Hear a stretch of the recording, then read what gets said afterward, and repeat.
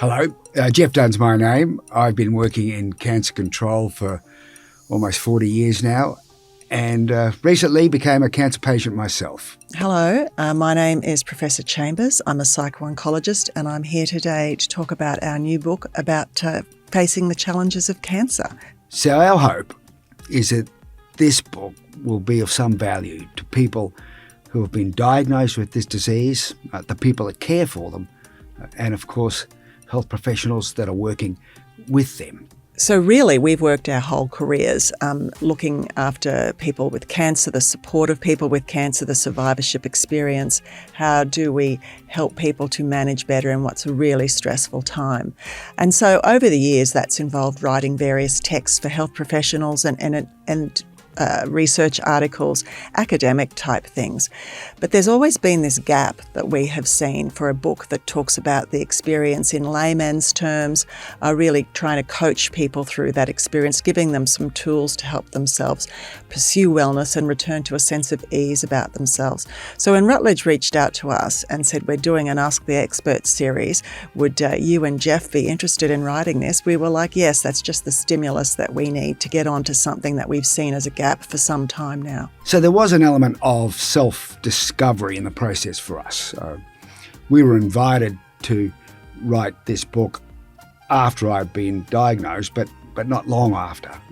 And I was still in active treatment. Suzanne and I were still trying to work out what that meant for us personally. The invitation to write the book was also an opportunity for us to perhaps think through what was going on and record that, and take the opportunity of the personal reflections to help make sense of what was happening in our own lives. So in a way, it's a collision or a confluence of, decades of experience and training and service delivery from the both of us, and then a diagnosis. So it placed us in a unique sort of situation, one that was enjoyable and at times challenging, of course, but one that we found very productive. We have written it in an accessible way. It's very practical and down to earth. We make it clear about how you would apply these things as a normal person in your normal life.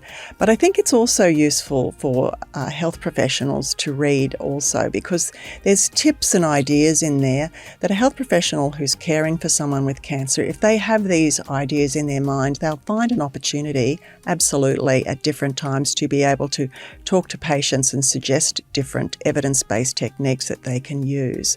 And of course, if they think this type of book would be helpful for their patients, let them know that it's there. We've worked very hard on this book to make it very accessible. The 10 chapters are like chunks, if you like, addressing a different aspect of the experience. So a person doesn't even have to read the whole book if they don't want to. If they've got a particular issue, they can go straight to it, read that chapter, and then keep it like a little pocket handbook that they can come back to when they need to. It was an opportunity to learn about, how content sometimes, the academic side of things integrates with personal experience. And as professionals working in the field for 35, 40 years, there is learning in putting on another hat, and putting on the hat of a patient or a carer, and seeing how that knowledge then applies, seeing how much sense it makes. And then for us then to try and synthesize that and put it in words. So that's what we've tried to do, clear and concise. If I was to give one piece of advice, it would be to try and approach this with as flexible a mindset as you can. It's such a roller coaster. There'll be good days and there'll be bad days. If today is difficult, it doesn't mean that tomorrow is going to be the same. And so if you can flex around with your perspective, sort of riding the waves up and down, I guess. I think that's probably the most valuable thing. And remember, this is your experience. You don't have to do what other people tell you or do it the way other people think you should. It's really important to trust your intuition, I think, and to try and approach it as if you were able to kind of go with the flow in a sense. That's probably, if I have to pin it down to one thing, that would be the one thing. what's important is for anyone out there who has a cancer diagnosis to understand that, as Suzanne says, it's your experience, it's your diagnosis. There is no right or wrong way. At any time, in any given situation, look at what's on the table, try and understand what's important for you, and then make the best choice that you can. And then work with that choice to make the most of it. I mean, one of the things that was interesting for us when we wrote this book was that I would write advice from a psychological point of view from my training as a health psychologist, and then Jeff would come in with the reality of it as a person who's coping with it. And I thought that was great, because I thought if people read this book, I want them to know that it's real and that they can make different decisions that are really suitable for them. I think that's pretty critical. So our hope for this book is that we've been able to combine nearly 40 years of training and professional practice, service delivery, with a more recent personal experience of a diagnosis of a life-threatening cancer in ways which are meaningful for cancer patients, for the people that care for them, and for health professionals who work with them, so that together, in a combined way, people not only live longer after this disease, but live well, live their best life after a diagnosis of cancer. And that's what we were hoping to achieve. A message I'd like to put forward is that the psychological care of people coping with cancer, the person with cancer and their families, it's everybody's job. It's the job of the nurse, it's the job of the doctor, it's the job of the physiotherapist. It's everybody's job who's in that team. And so it's important for all the health professionals in the oncology care team to learn about and understand the psychological experience, what the evidence-based strategies are that we know about, how you can teach these things to people, and to walk beside that patient, taking into account every step of the way what matters to them. To anyone out there who's interested in beginning a research career or building a career in research in cancer, please do. I mean, there are so many questions about this disease which we still have to answer, from basic biology to treatment and management to quality of life and wellness after diagnosis. It's a rewarding career. There is so much to do, but every day you are working towards making the world a better place, so a world where we reduce the burden of cancer on our community.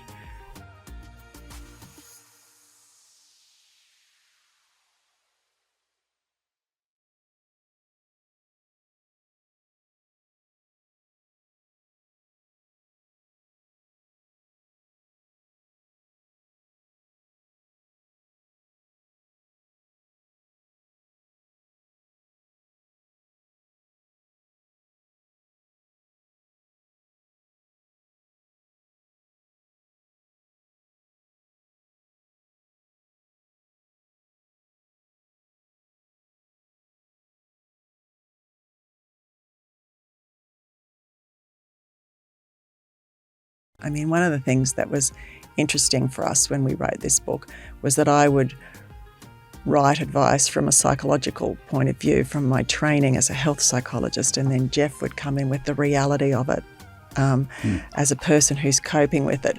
And I thought that was great, because I thought if people read this book, I want them to know that it's real and that they can make different decisions that are really suitable for them. I think that's pretty critical.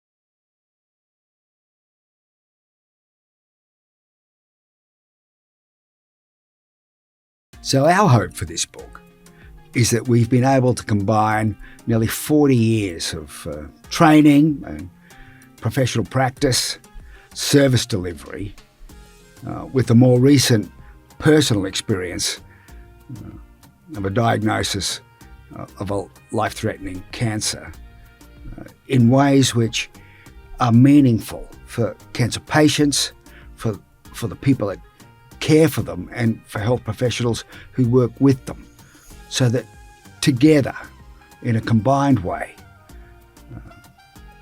people not only live longer after this disease, but live well, live their best life after a diagnosis of cancer. And that's what we were hoping to achieve.